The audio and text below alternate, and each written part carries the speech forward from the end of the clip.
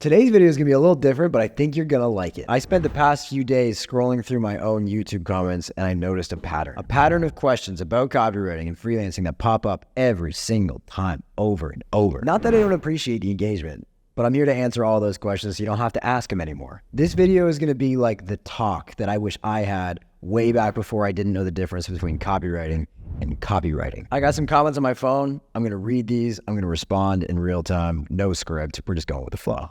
Do I need to create a business-centered Instagram with followers and content to have the credibility to reach out to clients? No. In fact, I advise against creating a new Instagram account because it's going to make you look like a bot. You're going to have no followers. You're going to have no posts. No one's going to care about you. And also, because you're a new account, it's going to flag you if you start sending too many DMs right away. My students and my coaches and everybody else have had insane success just using their own personal Instagrams. As long as you don't look like a weirdo with like a weird profile picture and you have a couple of pictures of you on there and you have like at least a couple hundred followers, then you should be okay. Next question. Oh boy. The line, "You doing anything with email right now is not too effective, I've just realized." And then he goes, "I've tried this line on about 5 prospective clients." 5. They often respond to, "What do you mean by that?" Or if they don't fully understand, will send you their own company email, which kind of deviates the whole conversation entirely. I don't know if Mason will respond to this, but I'm working on a way to find a better one-liner, especially on Instagram where you're limited to only one message in DM requests. First mistake, you tried it with 5 people. Like what? That's not a big enough sample size for you to determine if something works or not. Try 500 and then you should be good to go. The point of the line, "You doing anything with email right now," is to open a conversation. It's not meant to like get the client on a phone call right then and there. The goal is to get them going either, "Yes, I am doing something with email," and then you can either follow up later or just leave them alone because they're set. Or they'll say, "Yes, but I don't know what I'm doing," or "No, I don't know if I need email," or "I don't know if I need help," or like, "Maybe I do need help," whatever, right? And then from there, you have to figure out how to get them sold on the idea of email so they can be sold on the idea of you. And then when you get on a call, and you tell them you're going to write emails for them, they make money, you make money, everyone's happy. Is that the only line that works to get clients? Absolutely not. I've seen my students get clients with DMs that are this long, like way, way, way too long. I would think it's way too long for it to work, but it still works. Here's the thing. Most people really have no idea what works until they try it. And the point is to test stuff out. So if you think the line doesn't work, then by all means, do something else. But when that doesn't work, come back to this and you'll realize that it's fucking golden. Also, if you sent it to 5 people and you're getting replies already, then that's a good sign. Like, keep going, scale that thing. That was a rough one. Next question. So email copywriting and email marketing are the exact same thing? No. Email copywriting is just the words in the email. Email marketing is all of the strategy that goes into it. So an email marketer will typically tell the copywriter how many emails a week to send, what lists you should send it to, what the strategy behind each campaign should be, if they need flows set up, if they need some sort of automation to do X, Y, Z thing, whatever. And then the copywriter will just do that. But sometimes the email copywriter and the email marketer are the same person, i.e. me and you. Your main job is to write the copy. And the secondary stuff that comes with being an email marketer, as in knowing how many emails a week to send, is really easy stuff. That doesn't need to be an extra role. You're just going to do that and it helps you do your job better. Next question. "Hey, ma'am, I understand how to write intuitive emails for companies, but I'm struggling to understand how to send emails. Like, do I send emails to each individual customer from the company? Or do I send an email to the company and then the companies send out said emails?" So when you get an email in your inbox, it's being sent not by someone else's Gmail account. It's being sent by a tool called Klaviyo or ConvertKit or ActiveCampaign or MailChimp or something else that sends mass emails to a bunch of people at once. So if you write a bunch of copy for an email, you're going to literally paste that copy into the ESP, the tool that sends blast emails to everybody. And then it's from the client's account and it goes out to everyone on the list. So if you've ever signed up to like a pop-up on a website before with your email to save 10% off or some sort of thing, you're on an email list and you've probably done that hundreds of times and you have a bunch of emails in your inbox that are being sent by random companies. There's no possible way that someone could sit there and send individual emails to everybody because sometimes these lists have hundreds of thousands or even millions of people on them. So the email goes in a tool that sends it out to everybody. And either you can load that up or the client can do that, but the client already has the tool. They already have the ESP, email service provider. That's what you're using.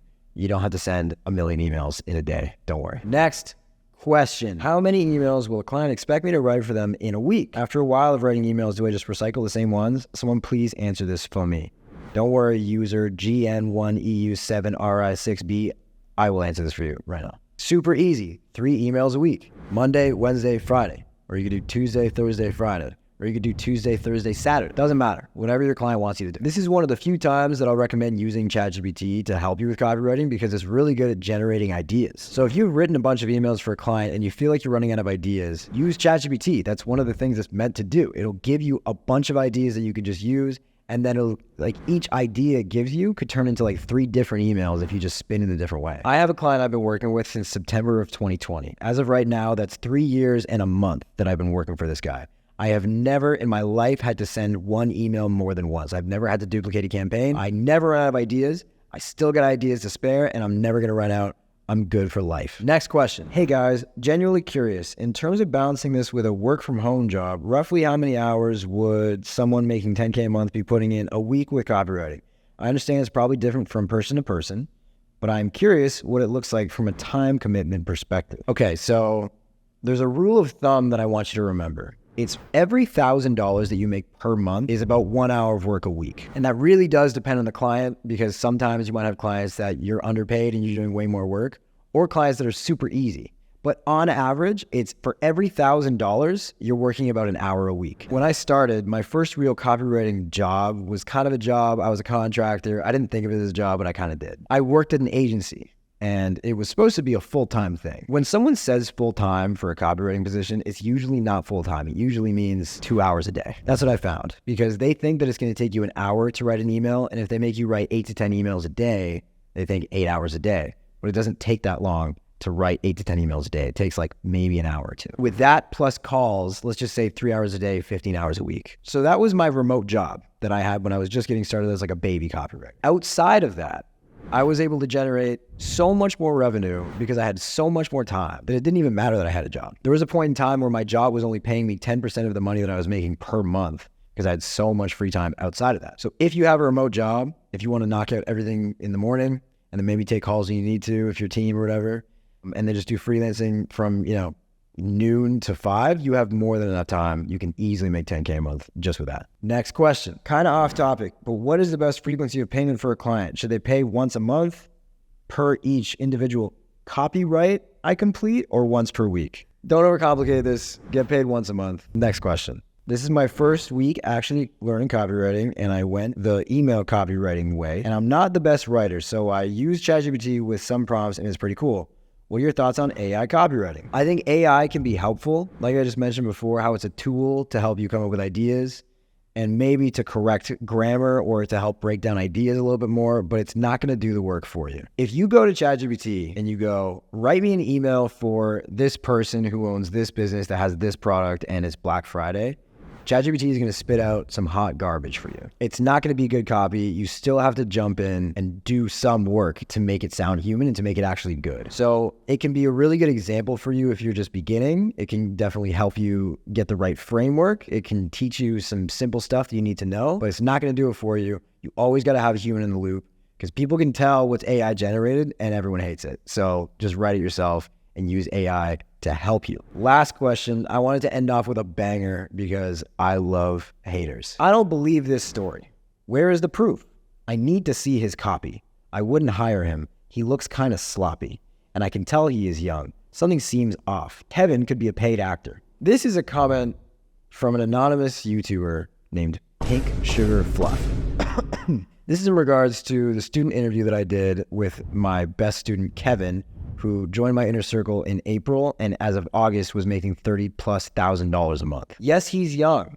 Maybe he looks a little sloppy. I don't think so. I think he's a handsome kid. If you want proof that Kevin makes all kinds of money, go and DM him on Instagram, and you can ask to see his copy too. If you're on my email list, actually you have seen his copy because he sent me a couple of emails in the past. And this just goes to show the boomer mindset of thinking that you need to dress in a suit and look like Harvey Specter to get anywhere in this world. You do not need to be overly professional. You do not need to be an old man or woman. You do not need to look like anything or sound like anything or be anything to make money as a copywriter. The only thing you need is the will to do it, and 9 fingers at least, and a laptop and some Wi-Fi, and you can be a copywriter. And you don't even really need to spend money on learning the skill, because I can teach it for free. If you want to come to the free class that I'm doing this week, just click the link in my description and you'll register for free, and then I'll teach you everything you need to know. I promise that I did my best to get to as many of these as I could, but I'm a little brain dead right now, so I'm sure I've missed some. If I did miss something, I want you to comment again in this comment section right below, and I will be keeping track of all the ones that I missed, and I will answer those in another video. If you enjoyed this, I'm glad I was able to teach you something. Like, subscribe, and if you want to learn copywriting for free, come to the free class that's happening this week. Do not miss it. I'll see you there. Peace.